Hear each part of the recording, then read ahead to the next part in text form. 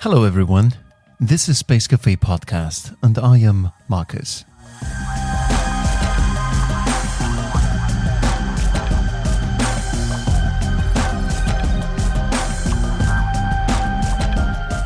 I like discovering big world-changing things in my little not-so-world-changing world.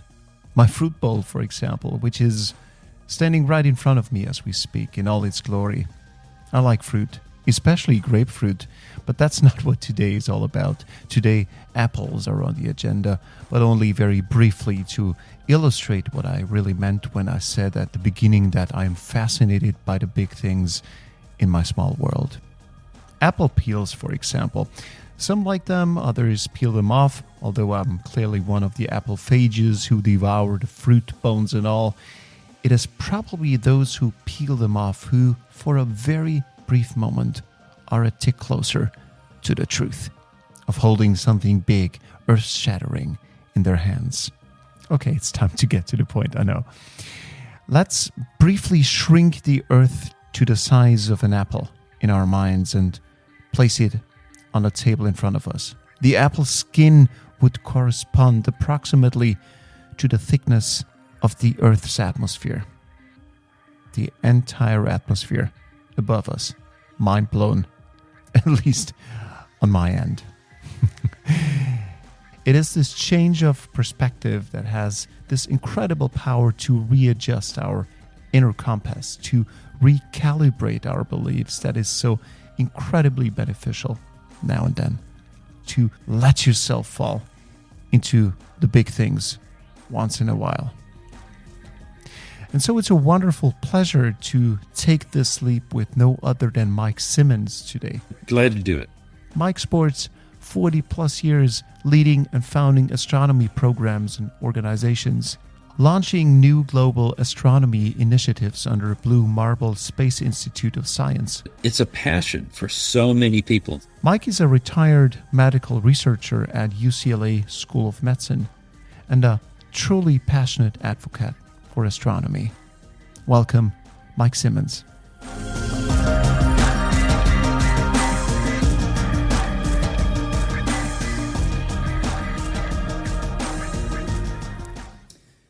Well, I'm Mike Simmons. I do global programs in astronomy, really using astronomy as the tool because it's something that everybody is interested around the world.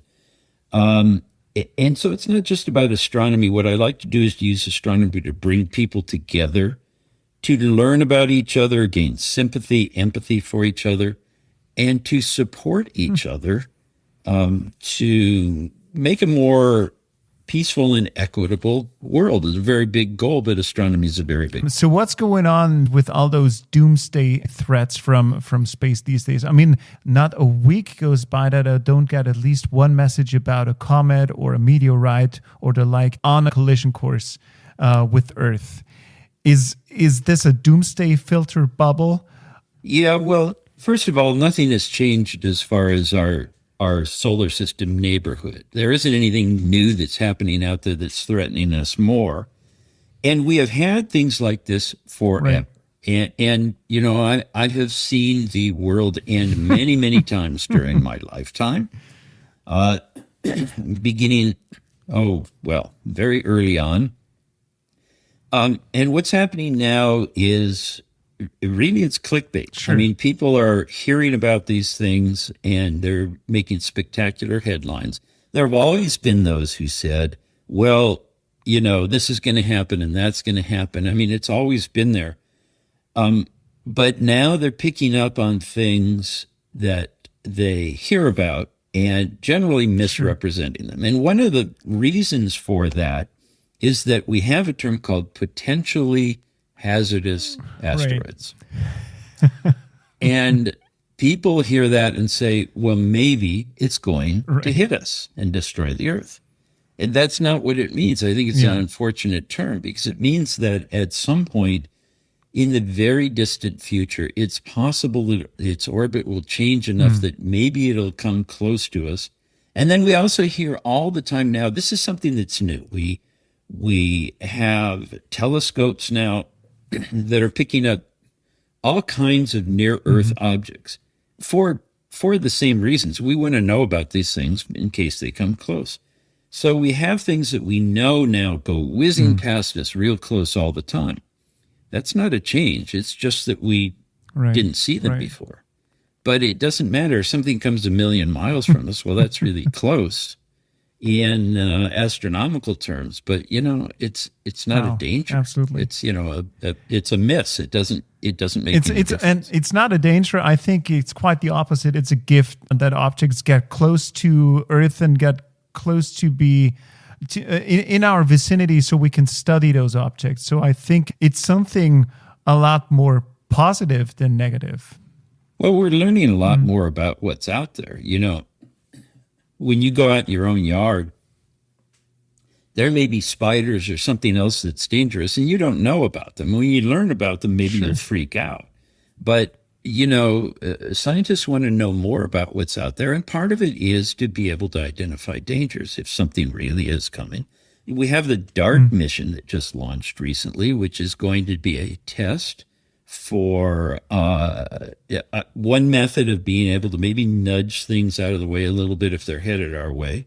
I've even seen this misrepresented as trying to nudge something out of the way that would otherwise hit Earth, which it's not. It's nothing like that. So, knowledge is really good, but sometimes, sure, there are dangers that you don't know about, and it's a little scary when you learn about it, but it doesn't change the situation. It just changes your knowledge, and most of us think it's good to have more knowledge. So, do you have a favorite object in the sky? Personally? Well,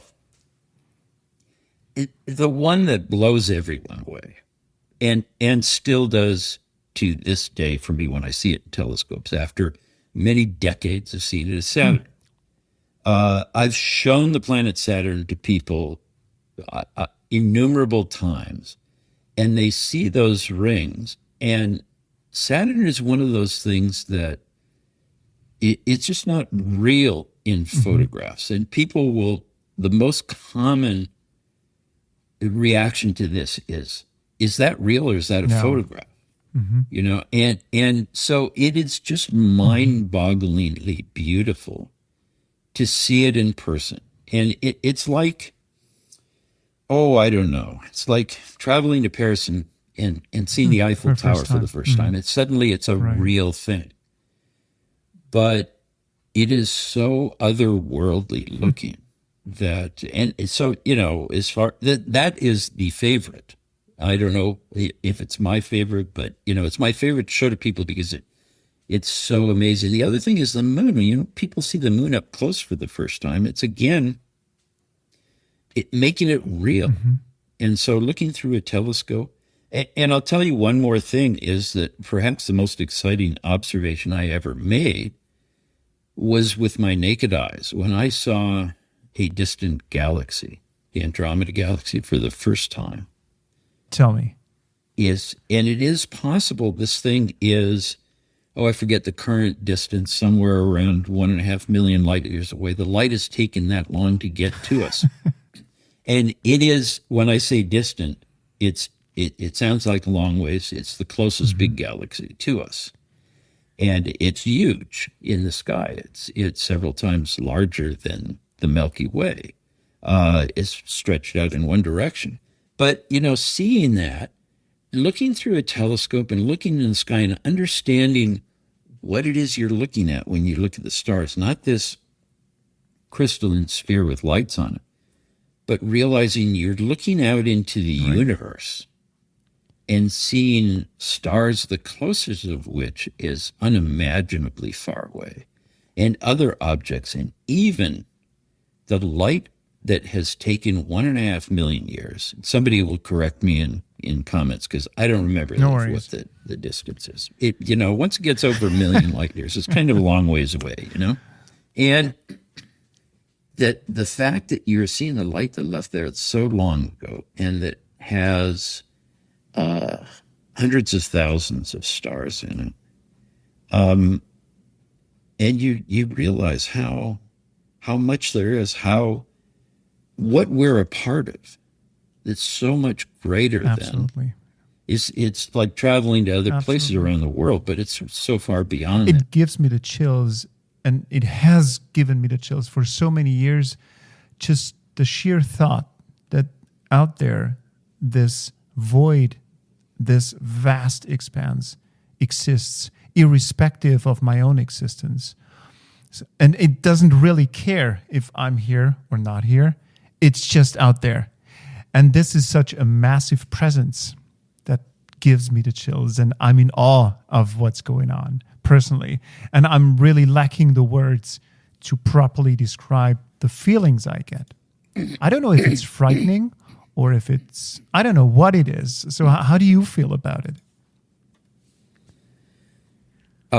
Well, pretty much the same. It's like it's a multitude of feelings, as Carl Sagan so well put with the pale blue dot.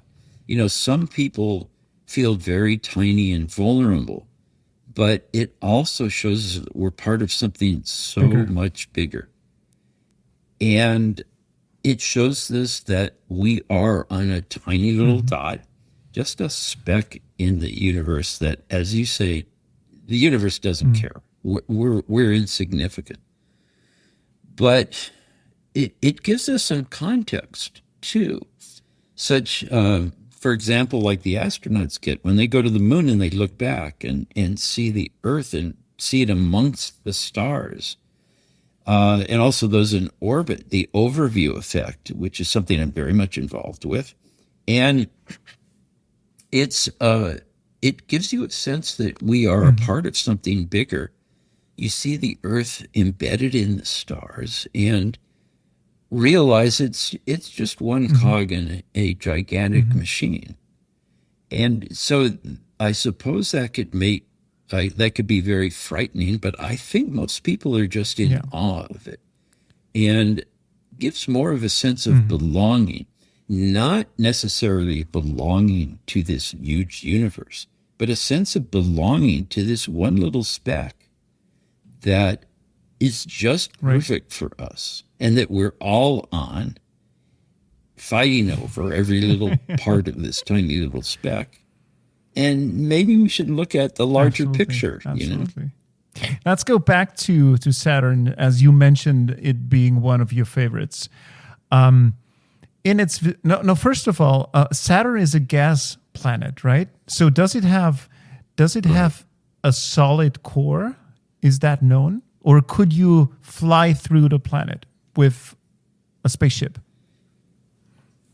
Well, so what the current state is, and you know, I do outreach. I'm not a planetary scientist or something, and so I've always heard that, there could be a solid core, but the core, if there is a solid core, is not necessarily made of rocks like what we have. It's possible there's stuff down there. You know, the big planets will attract comets and minor planets, asteroids and things. So maybe they're down there, but you know, it could have a core of the same sort of material. It's just compressed so hard that it's squeezed into a solid. Flying through it would be kind of difficult anyway, because anything you send in there is going to get squashed by the pressure. I mean, remember that these gas giant planets are immensely bigger than our planet. Even though their average density, is much less. There's a huge amount of gas there. Wow.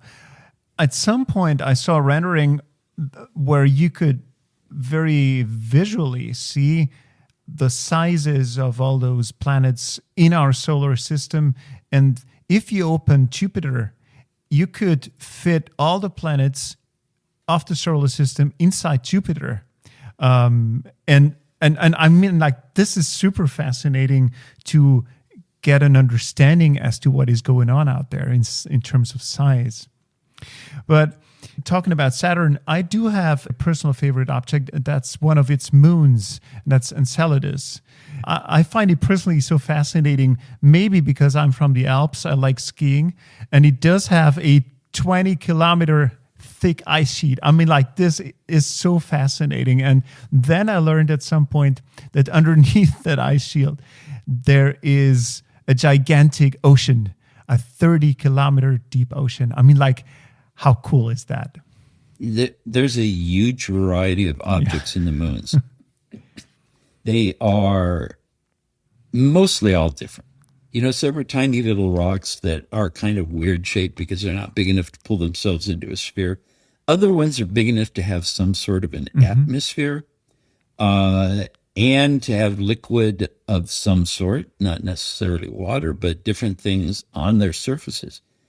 And this is all relevant to looking for planets around other stars. Jupiter, as you say, is by far the biggest. It's got the most material in it. It's other than the sun, most of the solar system is in Jupiter. And that's mostly what we find around other stars because they're the biggest, therefore the brightest, have the most effect on their sun as they orbit around, block out the most light, all the different ways that you look for planets around other stars.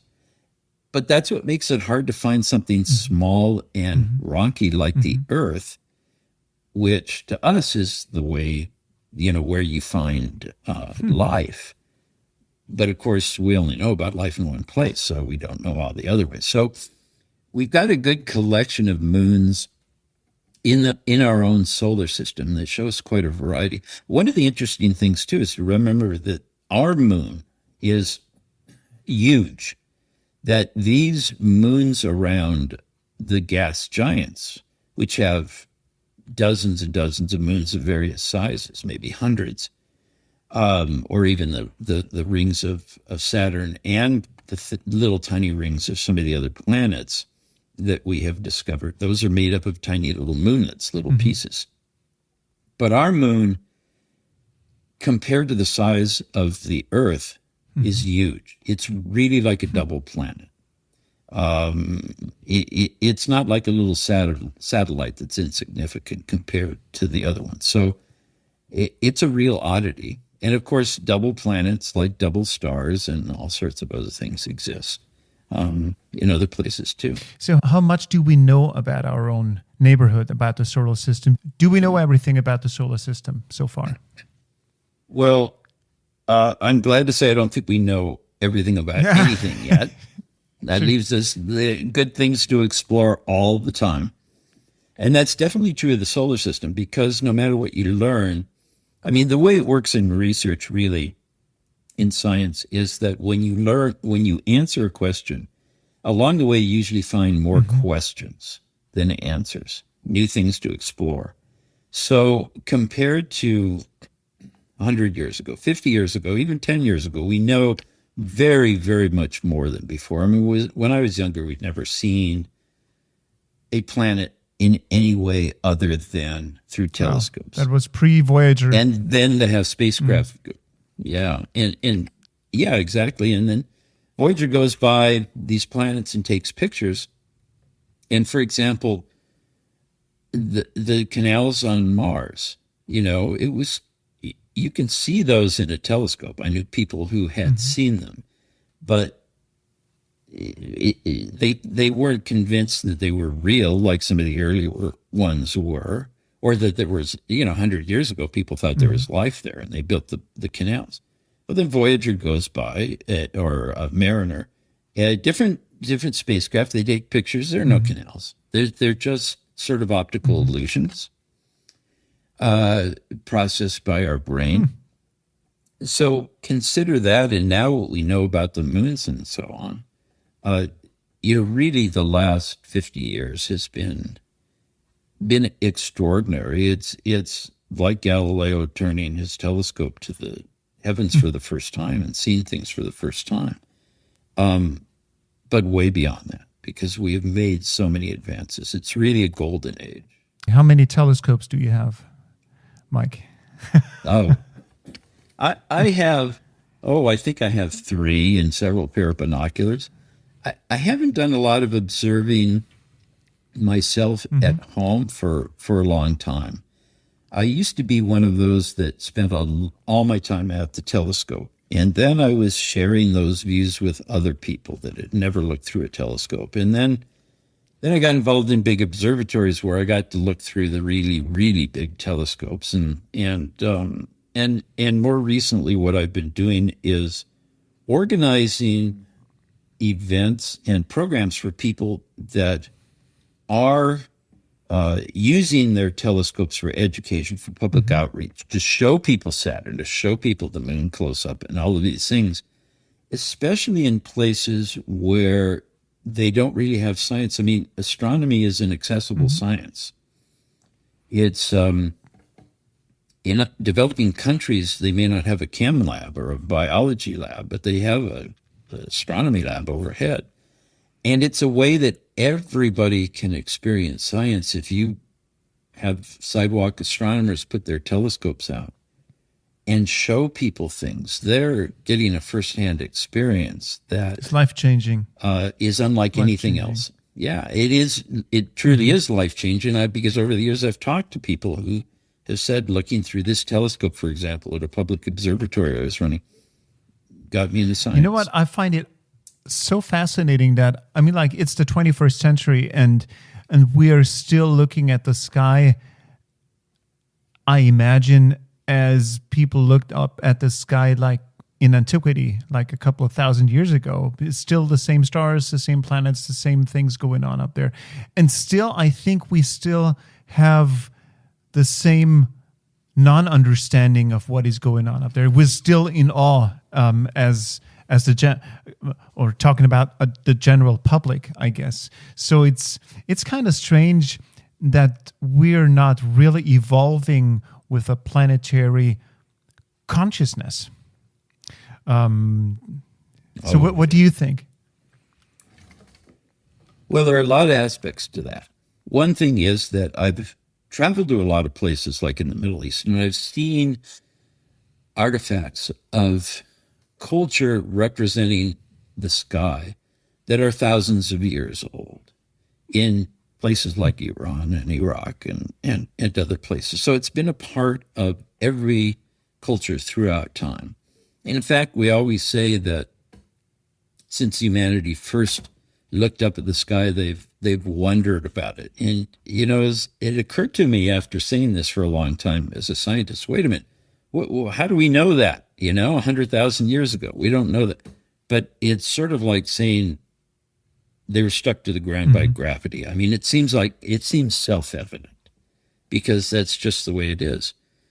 So now astronomy is a unique science in the sense that everybody's interested in it and nobody knows anything about it. If you are a botanist, you don't have to explain to people what a plant is or the difference between a grass and a tree. But if you are an astronomer, people don't know what the moon is. They don't know if the sun is a planet or know that it's a star or anything else. The level of understanding is very close to zero. And that's understandable because they don't encounter it on a regular basis. And one of the reasons for that, which is something that is really very new, is that we have artificial lighting now. And for the last little more than 100 years, we have been lighting up our nighttime and blotting out the stars.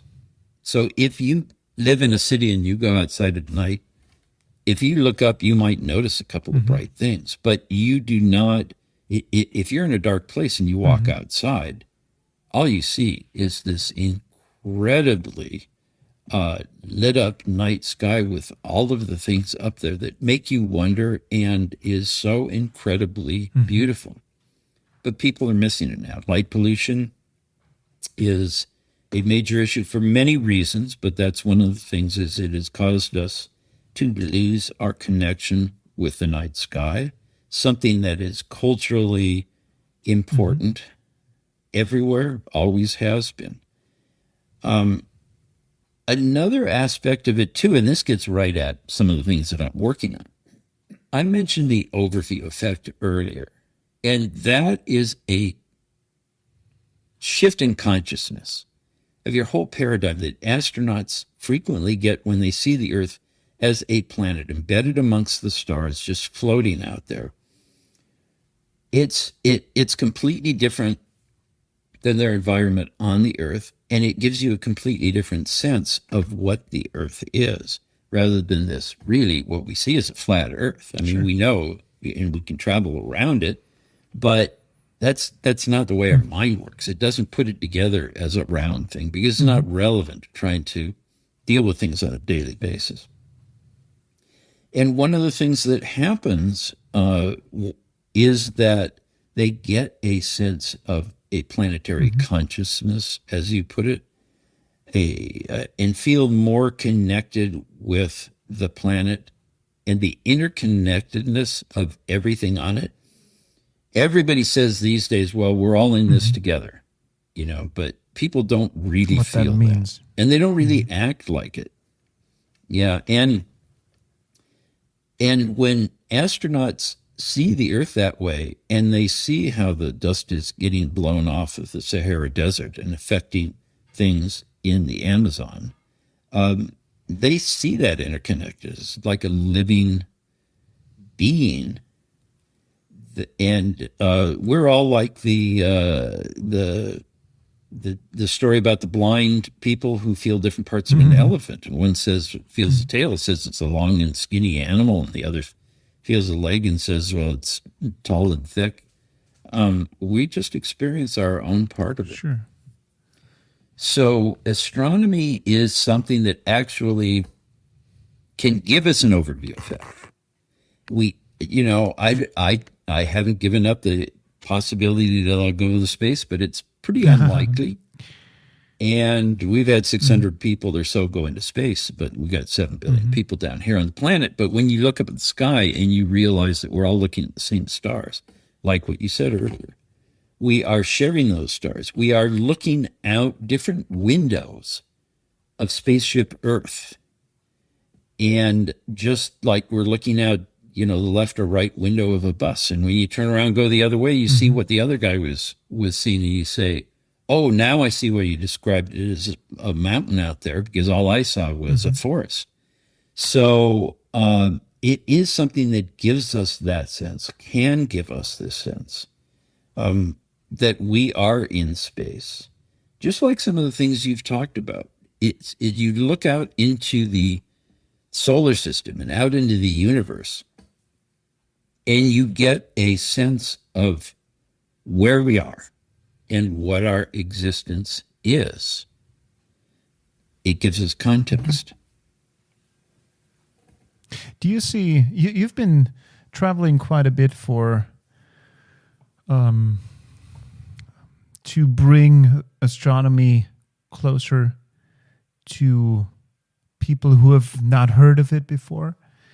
Do you see cultural differences when it comes to our relation to space?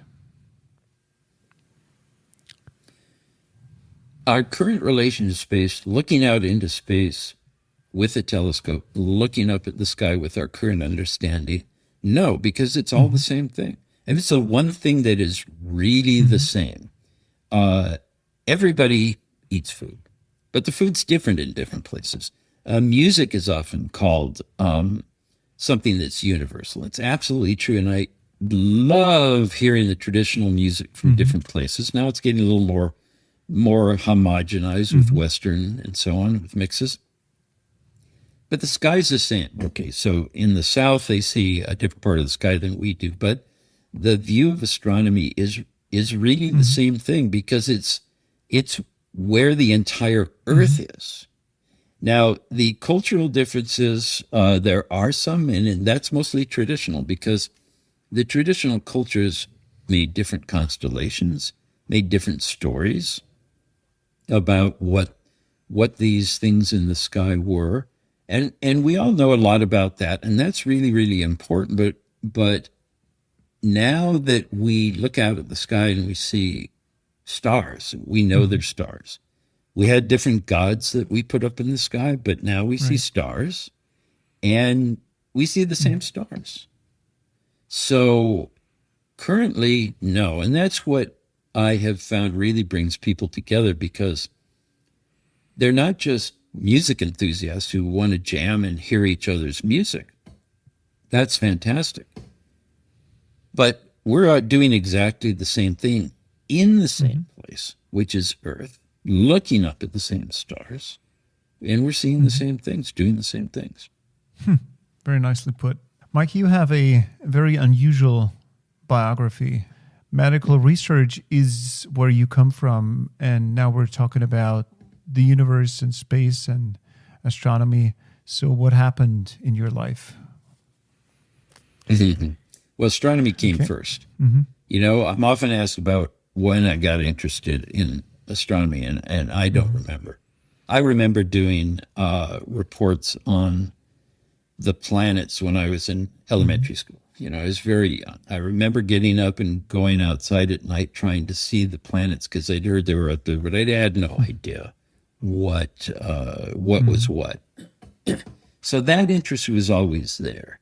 And in fact, I started college with the idea of being an astronomer. I majored in astronomy. But, you know, there are a few things. One is I'm a terrible student. Just not. I sort of walked my own path. You know, and when a professor says, you got to read this, I can't do it. You know, if I do a lot of things and I'm interested in a lot of things, but I'm not good about just knuckling down and studying because I'm supposed to. So never been good that way. But the other thing is that I had to make a living. And at the time, it looked like if I finished a PhD in astronomy, the prospects were not really great. I had been a part of, I was familiar with the medical research thing. My father was a doctor in research, and I had the opportunity to work in his laboratories when I was very young. And I was offered a position that I took, again, kind of non-traditional. I was working in a laboratory, but I'd had a chance to try computers, which were only old mainframes at the time, in the 60s then. And so I said, well, we need to analyze our data, and these guys are too slow. I'll just learn programming and how to program these big computers. And moved over into that. And then I had to learn statistics, and, you know, so I was just sort of a random walk. It was kind of like, this looks like it would be a good thing to do. And I did fine as long as it was something I thought, yeah, I want to do that. But as far as following the path laid out by academia to get through school, yeah, I'm not very good at that. And so, you know, that's how I ended up there. But I really did stay in astronomy the whole time. I was still doing astronomy. I was involved in the local astronomy club. I got a telescope. I was doing outreach for people. I was working at a public observatory, sharing the sky with people in the evenings when I would drive from the university to the observatory and then stand there and talk to people and show them stuff. So it was always, I loved what I did in research, and I missed the things that I was doing. Why was that important to you to involve people and involve lay people and get them inspired maybe by what you're trying to tell them? Why was that important? Or why is it important? Well, this is a very common thing. The most common thing that amateur astronomers do around the world is share it with others. And they're evangelists. They've discovered some of the things that you've described.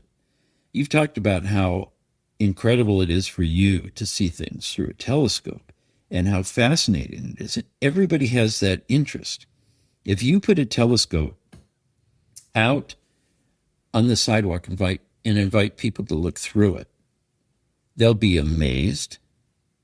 And, you get a vicarious thrill. I mean, watching people have the same experience that you had when you first looked through these telescopes is a huge thrill.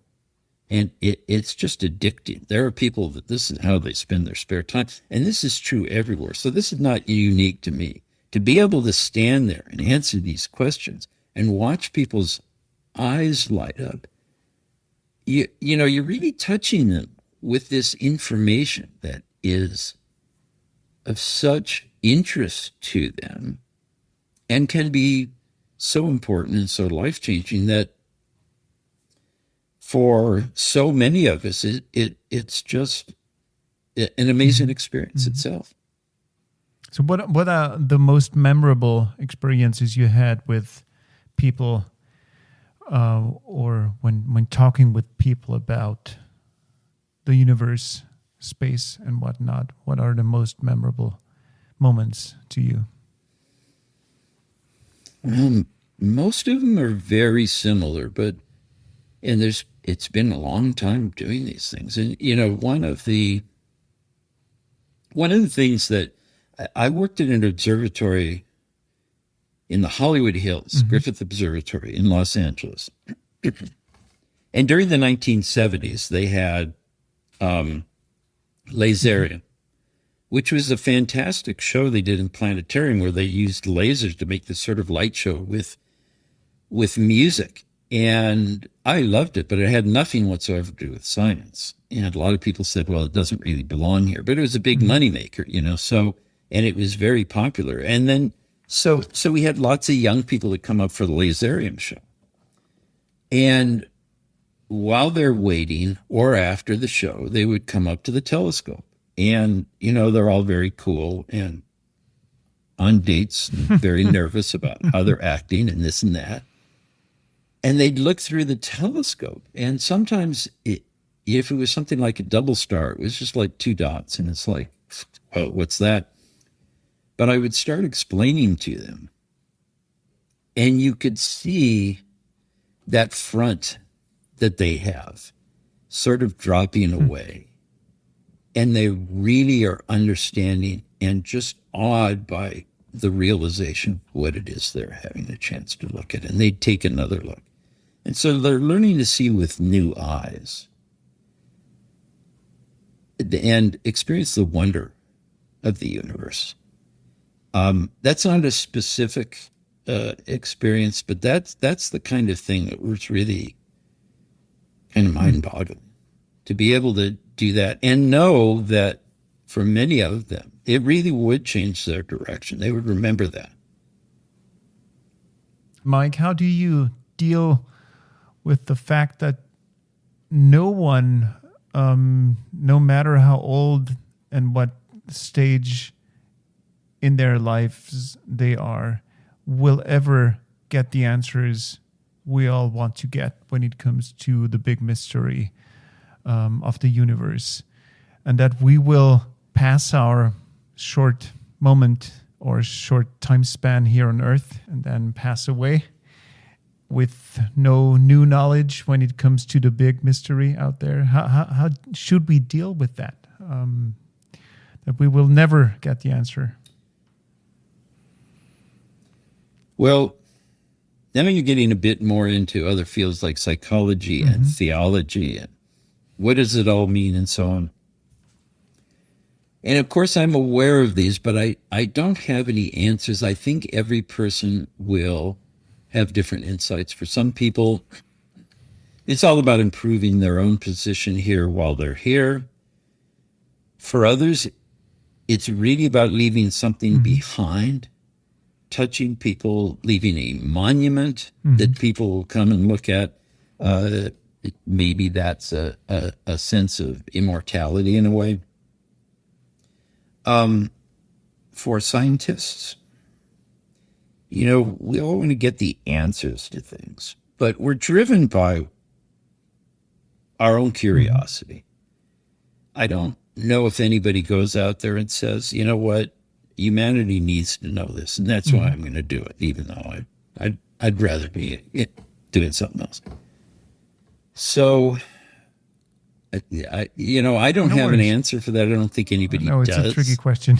But there are others who may have their thoughts in it. But I think we all approach that one differently. And I do know that astronomy can make a difference in that. Changing our own perspective about our existence on this planet and what it means to us personally. that has an impact, but I think it impacts everybody. And it's also all about education, and knowing about space and knowing about the universe is part of what should be our life's curriculum. That's what education is all about. And the more we know about those things, the better people, I guess, and the better societies we can be. Well, that's critical, and that's the reason behind many of the things I do, which is to try to bring STEM, science, technology, engineering, math, and other things, as well as the arts and everything else, to people in developing countries around the world through astronomy, because it's a gateway science. It's a way that you can experience these things because it touches on all of them. And I have had the tremendous opportunity to support programs that are doing these things in developing countries, places that there are no such opportunities. The awareness of these things, and also the chance to have an education, places where, for example, girls are discouraged from going into science in paternalistic societies. And I've worked with people doing astronomy in the schools in Afghanistan, which of course now is in some trouble. But seeing those, I'm actually starting up some new programs. And before year's end, I hope to, certainly in January, launch some things. And one of the first things I want to do is a very straightforward thing. It's the extension of what I've done, which is just to get some telescopes to schools in Libya where they're starting astronomy clubs. And they've gone through a lot. They need hope. They need to see a path to a better future.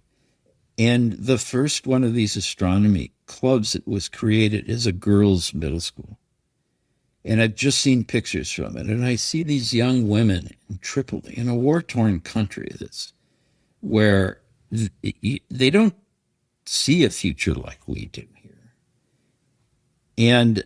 But they're fascinated. All they think about is this. And in places like that, the older people, the parents say, why are you interested in something like this?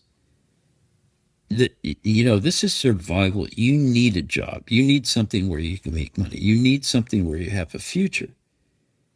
And it is completely discouraged. But at the same time, it gives them hope, and it also connects them to so many things besides being a doctor or a lawyer. It could be an engineer. It could be a scientist. So many different things. And all of these things are necessary in order to build a better and a just society. So there is a much bigger reason behind doing all of these things. And this is a really good way to do it. And the reason that it works is there's so many people out there who are interested in doing it. The interest is there. There are amateur astronomers everywhere who want to do these things. And if I have the opportunity to support the things that they're doing, you're helping the helpers, like teaching the teachers. They're the force multipliers, to use a military term. It's grassroots. You know what I find interesting, that if you take a look at the entire new space industry at the moment, so there is a lot of money going into building new rockets and new gear and new space stations and whatnot. But at the same time, we could use at least the same amount of money to bring the gospel, if you will, to the people and talk about it and educate people and do exactly what you do. Because it's one thing to build a rocket, it's one thing to build a telescope, but it's another to bring people up to speed with what is going on out there, to bring humanity up to speed with the universe. And so maybe the entire new space industry is just a very small and minor part of a bigger something, whatever that is called, when it comes to space awareness. Mm-hmm. Yeah, it's interesting, and I am involved with people in the new space industry. A get together that I just came from before coming to this podcast. A lot of people in the space industry there, and what's happening there is really important. One of the things that people will always say is, why are we spending money going up into space when we need things down here? Well, they're not aware of everything that space does for us. Almost everything up there. There's very little about going out to Mars and other places. It's mostly almost all about looking back at Earth. Satellites that are helping us in so many different ways. But as far as getting humanity into space, I think that's very important too. I will mention the business of the billionaire space race, which is a take that I can understand people taking, but without understanding what's involved here. First of all, it's not about just the billionaires getting into space, but they're going to be the first ones. I mean, I'm not going to build a rocket to take people into space. You're not going to. We're not the ones going. You know, when the aviation industry started, it was only very rich people who could afford to do it. And people didn't, it was never thought at the beginning that eventually everybody will be flying. People are making airplanes because they wanted to fly. And you could say the same thing, well, these rich guys, except, you know, they weren't rich. They were just kind of crazy, you know, wanted to build the thing and fly. So this is just the start. Now, one of the problems is that people doing this are not the best communicators. They're not thinking like what you just described there. They have the vision. They know that this is just the beginning. But they're not the best communicators. We have others like in the inspiration for flight.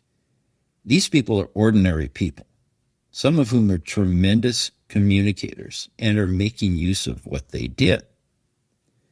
And we need more of that. Now, the connection between astronomy and space, well, where you are and where I am in Western countries, we see these as two different things. Most of the world does not make a distinction between looking at space and going into space because they don't have a space industry. It's all part of the same thing. And in fact, the astronauts, so many of them got into space because they were interested in astronomy in the first place. And then they said, well, I want to go up there. So I agree with you, obviously. I think there needs to be more outreach as far as that goes. There are space events, such as Yuri's Night, which has become global. And there's celebrations. The only thing about some of those is they're kind of preaching to the choir, because it's the space enthusiasts who go. But it's still a great thing because it gives an opportunity for people to get this. It's not knocking it. It's wonderful. But what I like is empowering the evangelists who are going to go out and spread the gospel of space and astronomy and bring it to the people, just like you said. I think that is critical. And the people in the new space industry that I know, which is quite a few, and at NASA, you know, they're looking, we're all in a bubble of some kind because of what we're interested in. And they're looking at the space industry. And they don't realize not everybody's looking at it the same way. So I do think that, yeah, the more we can bring things out in other ways besides just putting out educational material for the schools to use and so on and so forth, people to people is what really makes the difference. It's one thing to read a book. It's another to stand there and have a conversation with somebody who points out things from their own perspective, how they've touched them. And then you get it. So, yeah, that's kind of my thing. And the many programs that I have on tap here that are just getting underway, hopefully very soon, have been a long time in coming, are all about doing just that. That's where we need Mike, some effort. What kind of support do you need? What are you looking for? Because if someone listens to that podcast and says, well, I can do this or I can do that, what are you looking for? Well, so the thing behind all the things I've done so far, we've been extraordinarily rich in one resource, and that was people. Didn't really take any money. I mean, money is. I led a program for the International Year of Astronomy. It probably had 1 million people look through telescopes in one night. We spent about $30,000 doing that. It would have cost many millions if you had to pay for it. So it's just giving people an opportunity. So we don't need more people into it. We will spread the word. The word will spread. I have enough connections for that. But money is necessary to build infrastructure and do some things. And so right now, that's the need. Now, so I'm looking for a little bit in order to got some help building the website. We have some other things, community platform and so on. The infrastructure to do it. And that we're talking about, a few percent of the real resources. So the website at this point has nothing but a donation page on it, which I haven't even advertised yet, but I'll mention it here because there's nothing else there saying the plans. What's the title of the website? What is it called? Well, this is starting under a program called Blue Marble Space. It's the Blue Marble Space Institute of Science. The web link is BMSIS, Blue Marble Space Institute of Science.org, then /astro, the number 4, equity. And that is the name of the programs that I'm going to be doing, Astronomy for Equity. And using the things that I've talked about here to bring astronomy to places that most need the science, most need the opportunities for marginalized groups. Moving the resources that we have to there, whether it's knowledge, experience, showing people how to do things, that's the main part of it. It's not really about money. It's about sharing the know-how and the inspiration because, I've had a chance to talk to people around the world, and sometimes it's just people who have contacted me and say, I want to do this. What do you think? And I know most people don't answer those because they get them all the time, but I answer all of them. And this is the reason. I one time saw a student from Nepal at a conference, and he was a grad student here in the United States then. And he said, I was walking with my advisor, and I said, there's a guy that got me into astronomy. And I said, what? And he said, no, I wrote to you. And I wrote to a bunch of people and said, I'm just this kid in Nepal, but I love astronomy. Can I actually go into astronomy? He said, I was the only one who answered. And I said, yes, you can. And I know most of them aren't going to make it, but this guy's brilliant. And he did. What if I hadn't written back to him? Sure.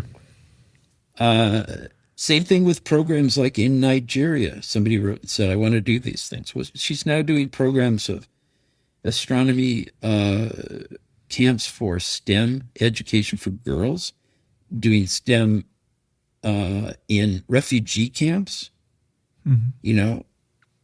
So, we need to get out there and tell people, yes, you can do it, and give them a little bit of advice. Take a few minutes out of the day and respond to people and say, yeah, if you need any tips, let me know. But the most important thing is you give people hope, inspiration, let them know that they can do it. Wonderful. I know we've been talking. Yeah. So if anybody is really, if anybody is interested in donating to something which has nothing at the moment, maybe by the time this podcast goes up, there will be a website there. But here's about this and says, yeah, I want to help that happen. We're looking for thousands, not millions here to make this happen, because it's just a matter of having the resources to bring the people together and get it done. So there's the link if anybody wants to do that. Cool. Mike, try to make this as brief and condensed as possible, but why is it important to bring the gospel of space and the knowledge about space to the widest possible audience? Why is that important to you? Well, if you want brief and concise answers, you're probably asking the wrong guy, but I'll do the best I can. Space, astronomy, it shows us our place in the universe. It shows us something beyond just where we are. It is something that's accessible to all of us. We're not billionaires and we're not going to go up in a rocket, but it's there. It is a place that can be explored. You don't have to travel. It comes to you. It's overhead. The earth turns and shows you different parts of it. So it is useful in so many ways. First, as inspiration. Secondly, as a place to explore, which we all have a need to do. To make discoveries and to learn. To learn science and how to learn. To inspire people to say, that's interesting, but what about this? There are just so many ways it affects people differently. And what else is there that's so available to everybody on the planet? Wonderful. Thank you so much. Mike, usually at the end of our show, I've been asking the same question to all my guests, and that is, give me a brief espresso for the mind. Espresso, because this is a Space Cafe podcast.